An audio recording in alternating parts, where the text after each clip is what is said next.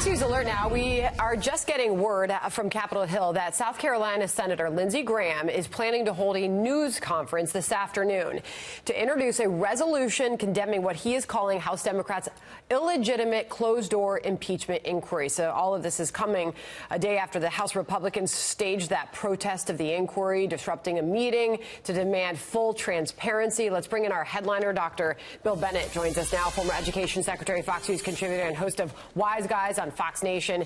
His new book out this week, America, the Last Best Hope. Dr. Bennett, good morning to you. Welcome. Thank you for being here. So, my pleasure. Thank you. Lindsey Graham and other Republicans making it very clear that they don't approve of this closed-door impeachment inquiry and the secrecy behind it, and now he plans to act this afternoon with that. Your reaction? Yeah, well, I think he's right, and the Republicans are right. Transparency is what's needed, and when you have these closed hearings, it's certainly not transparent. It doesn't look very good. At the same time, I think there are stunts going on both sides. I'm not a big fan of this marching into the skiff. Thought that was a little stagey. Let's get to the merits of this thing. The president did not do anything which is impeachable. Even on the Democrats' interpretation that he said, okay, let's look into the Biden circumstance. I think, after reading the transcript, the emphasis was clearly on the 2016 election and pursuing the Justice Department's investigation of that. But remember, you know, the founders talked about high crimes and misdemeanors. Yes, the House has the power to impeach. It can impeach on anything. It can say the president likes a steak, well done with ketchup, and that's terrible. But it has to be plausible. It has to be believable. And here's the punchline. All of foreign policy is quid pro quo. And actually, in this case, there was no quid, as John Ratcliffe pointed out. The aid was given.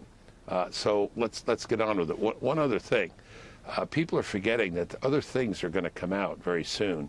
You're going to have the Horowitz report, Inspector General from Justice. You're going to have the Durham report that has got international repercussions. This could really make what's going on right now seem pretty small.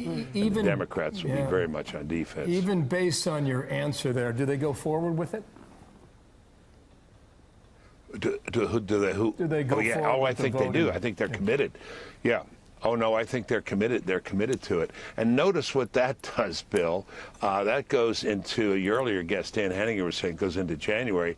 You know, with a few more delays, they can take the entire 4 years of the Trump administration and have a record that all they did for 4 years was try to undo a Democratic election. That's not going to look very good for them in November, seems to me. You said you see stunts on both sides. The Washington Post headline this morning, House Democrats look to take impeachment probe public as soon as mid-November. So while all this is taking place and Republicans are storming the private room yesterday on Capitol Hill, staging a sit-in, ordering pizza, meanwhile, Democrats say we are going to take this public and that they plan to. This is, as one Republican pointed out earlier, the first that we are hearing of that. Yeah, well, let's get to it public, and then let's discuss the merits, and then let's see if this fulfills, one of the standards laid down by the founders. Hamilton says in Federalist 65, impeachment should never be just a party issue, one party animated to do something to the sitting president. Looks pretty much like that. Let's discuss this on the merits, and I think the American people will, and they already know the content of the transcript. When this thing is debated, and it will be debated, I suppose, before the Senate, then they can make their decision. Are you seeing this president's not going to be removed on this basis. Are you seeing any cracks in the Republican wall, especially as you reflect on the Senate now? What I'm seeing is cautionary comments based on what might happen in the future.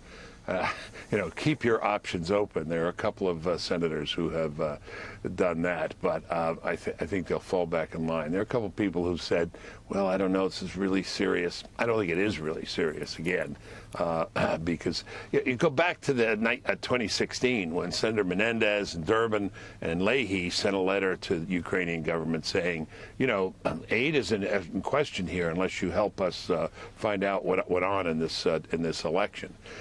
So again, that's very similar to what they're accusing the president of. I don't think there's a there there. I think that a poet said that about Oakland, California. There's no there there. I don't think there's a there here. I really don't. I don't think there's anything substantial that you can hang the president on. Dr. Bennett, meanwhile, there are a lot of reactions still pouring into the president's big announcement yesterday around this time that a permanent ceasefire had been reached in the region and that sanctions would be lifted on Turkey. There's a lot of criticism to the president's move, especially when it comes to lifting those sanctions on Turkey, if any lessons will have been learned. Yeah, well, it's an unfortunate situation. I hesitate to disagree with the president, but I do. On this one, I think this was a mistake. Maybe he had no choice. Erdogan looked like he was going ahead. He was going to do this. He was going to go after the Kurds.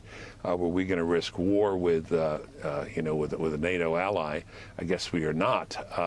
But we are now looking at a future, the security of which is in the hands of the Russians, the Turks, maybe the Iranians to some degree, and that's and Assad.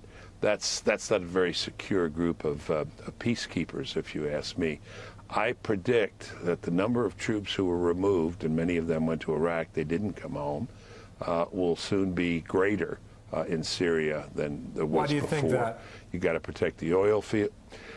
You just had a segment about the need to protect the oil fields, bringing in American tanks. You need men in those tanks, and the situation is volatile. It's going to blow up again.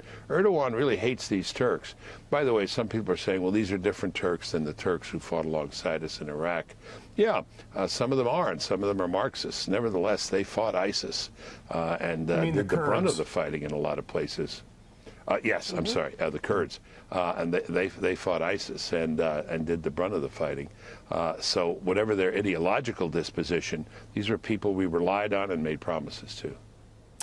Sir, one last thing here. There are rumors that Hillary Clinton's thinking about it, musing about it. Can you see that happening? Yeah. Well, the Washington Nationals are up 2-0, and they're coming home. What was the question? I don't know. I have to tell you, I think Jessica Tarloff was saying earlier that I think the base, the Democratic base, is pretty happy with these ideas. Even though they're way over to the left, the party has shifted. I think they like this. I think they like this group. But 22, 23, if you're having a dinner party, does it matter that much? One more place setting? Do you think that the party would welcome any newcomers? Well, some would, but there are a lot of Democrats who don't want to see Hillary Clinton ever again, and that looks like that wish is not going to come through. Well, what did they say at the end of The Exorcist? For God's sakes, get out. Can we just get the Clintons out once and for all, for God's sake? Don't know if you'll have your wish or not, sir. Thank you for your time, Dr. Bill Bennett. Okay. Great to have you back you, today Dr. Bennett, as our headliner.